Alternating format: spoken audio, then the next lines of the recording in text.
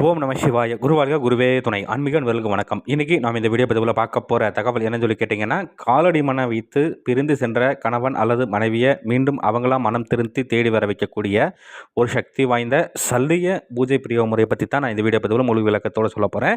நீங்கள் இந்த வீடியோ பார்க்குறதுக்கு முன்னாடி நம்மளோட யூடியூப் சேனல் ஸ்ரீ வேத சிவசக்தி சாயி யூடியூப் சேனலை சப்ஸ்கிரைப் பண்ணாதவங்க பண்ணிக்கோங்க. அப்படியே பக்கத்தில் இருக்கக்கூடிய பெல் ஐக்கான் பட்டனையுமே கிளிக் பண்ணிக்கங்க. சரி, வாங்க இந்த வீடியோ பதிவுக்குள்ளே போகலாம். அதாவது இன்றைய சூழ்நிலைக்கு நிறைய நபர்கள் ஃபோன் பண்ணி கேட்குறாங்க, சாமி இந்த மாதிரி வந்து என்னுடைய கணவன் நினைவு விட்டுட்டு போயிட்டாங்க, இல்லை மனைவி விட்டுட்டு போயிட்டாங்க, இல்லை வேறு யாராவது ஒரு விஷயத்தில் இருக்காங்க, இல்லை வேறு யாராவது சொல்லிக் கொடுத்து பிரித்து வச்சுருக்காங்க, அப்படிங்கிற மாதிரி விஷயத்துக்குலாம் நிறைய பேர் ஃபோன் பண்ணி கேட்குறீங்க. அதே மாதிரி ஒரு சில மாந்திரிகளும் சரி, ஒரு சில அல்வா குறி சொல்கிறோம் சரி, ஒரு சில ஜோதிடரும் சரி கேட்குறது என்னென்னா, சாமி இந்த மாதிரியான விஷயத்துக்கு நிறைய பேர் வந்து கேட்குறாங்க. ஆனால் நாங்களும் என்னென்னமோ பூஜை முறைகள் செஞ்சு பார்க்குறோம், ஆனால் சொல்லிக்கக்கூடிய அளவுக்கு எந்த ஒரு பலனுமே கிடைக்க மாட்டேங்குது, நாங்கள் எதிர்பார்க்குற அளவுக்கு வந்துட்டு அந்த ஒரு வேகங்கிறது இல்லை, அதனால் இதுக்கு ஏதாவது ஒரு நல்ல சக்தி வாய்ந்த பூஜை முறை இருந்தால் சொல்லித்தாங்கன்னு சொல்லி கேட்குறதுனால இந்த பதிவு வந்து முழு விளக்கத்தோட சொல்கிறேன். சரிங்களா? இப்போ நான் சொல்லக்கூடிய முறை வந்து பார்த்திங்கன்னா, இப்போ பிரிந்து போனவங்கள மீண்டும் அவங்கள மனம் திரிந்து தேடி வர வைக்கிறதுக்கு பல விதமான முறைகள் இருக்குது. இது வந்து பார்த்திங்கன்னா, அவங்களுடைய காலடி மண்ணை வச்சு பிரிந்து சென்ற நபரை வந்துட்டு மீண்டும் தேடி வர வைக்கக்கூடிய ஒரு சக்தி வாய்ந்த முறைன்னு சொல்லி சித்த நூல்களில் குறிப்பிடப்பட்டிருக்கு. சரி, இது எப்படி பண்ணணும் என்ன இது அப்படின்னு சொல்லி பார்த்தோம்னாக்கா, செய்கிறதுக்கு 2 நாள் எப்போ அப்படின்னு சொல்லி கேட்டிங்கன்னா, கிரக நேரத்தில் பண்ணலாம், இல்லைன்னா அமாவாசை நாளைக்கு நீங்கள் தாராளமாக பண்ணலாம்.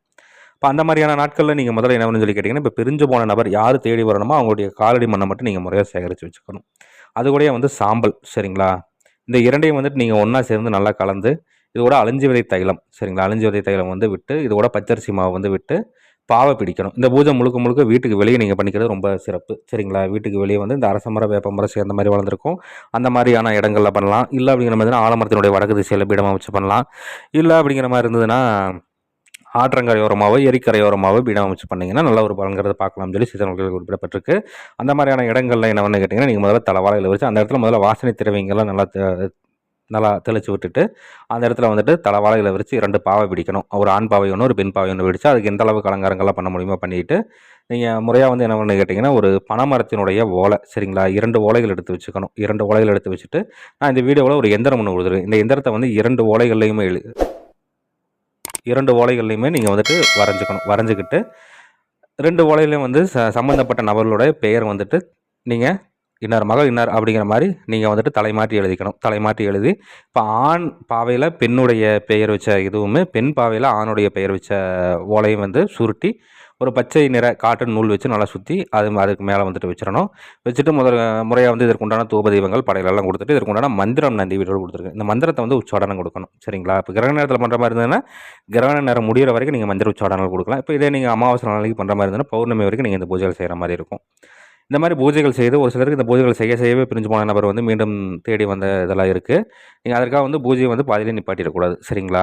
இந்த மாதிரியான பூஜைகள் வந்து முறையாக வந்து மந்திர உச்சாரணம் கொடுத்துட்டு ஒரு வெண்பூசணிக்கான சுற்றி உடச்சி போட்டுட்டு நீங்கள் முறையாக வந்து பிரிஞ்சு போன நபர், சரிங்களா? அவங்க வந்து எந்த எல்லையில் இருக்காங்களோ அந்த எல்லைக்கு உட்பட்ட பகுதியில் இப்போ வந்து ஆண் பிரிஞ்சு போயிருக்காங்க, அவங்க தேடி வரணும்னா இந்த பெண் பெயர் எழுதின அந்த ஓலை இருக்குது இல்லைங்களா, அதை வந்து எடுத்துகிட்டு போயிட்டு ருத்ரபூமியிலையோ இல்லை ஏதாவது முச்சந்திலையோ இந்த மாதிரியான இடங்கள், அதாவது வந்து அவங்க வந்து வழக்கமாக போகிற வர பாதையில் இருக்கக்கூடிய இடமா இருக்கணும். இல்லைன்னா ஏதாவது ஆலமரம், அரசமரம் இந்த மாதிரியான இடங்கள் இருந்ததுன்னா அந்த இடத்துல வந்துட்டு ஒரு ஓரமாக வந்துட்டு குழி தோண்டி அதற்குள்ளே 5 விதமான வாசனை மலர்கள், 5 விதமான வாசனை திரவியங்கள் உள்ளுக்குள்ள ஊற்றி விட்டுட்டு அதற்குள்ளே வந்துட்டு இந்த ஓலை வச்சிடணும்.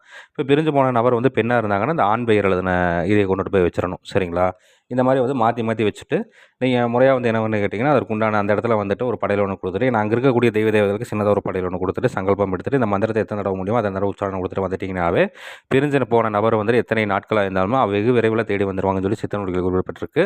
இதை முறையாக தக்கன குருமால்கிட்ட ஆலோசனை பண்ணிவிட்டு செய்து பலனடைஞ்சு பாருங்கள். நன்றி. மீண்டும் வேறு ஒரு நல்ல தகவல் கொண்ட வீடியோவில் உங்களை சந்திக்கிறேன். அதுக்கு முன்னாடி நம்மளோட யூடியூப் சேனல் ஸ்ரீ வேத சிவசக்தி சாயி யூடியூப் சேனலை சப்ஸ்கிரைப் பண்ணாதவங்க பண்ணிக்கோங்க. அப்படியே பக்கத்தில் இருக்கக்கூடிய பெல் ஐக்கான் பட்டனையுமே கிளிக் பண்ணிக்கோங்க. சரி, நன்றி, வணக்கம், வாழ்க வளமுடன். ஓம் நம சிவாய. குரு வாழ்க, குருவே துணை.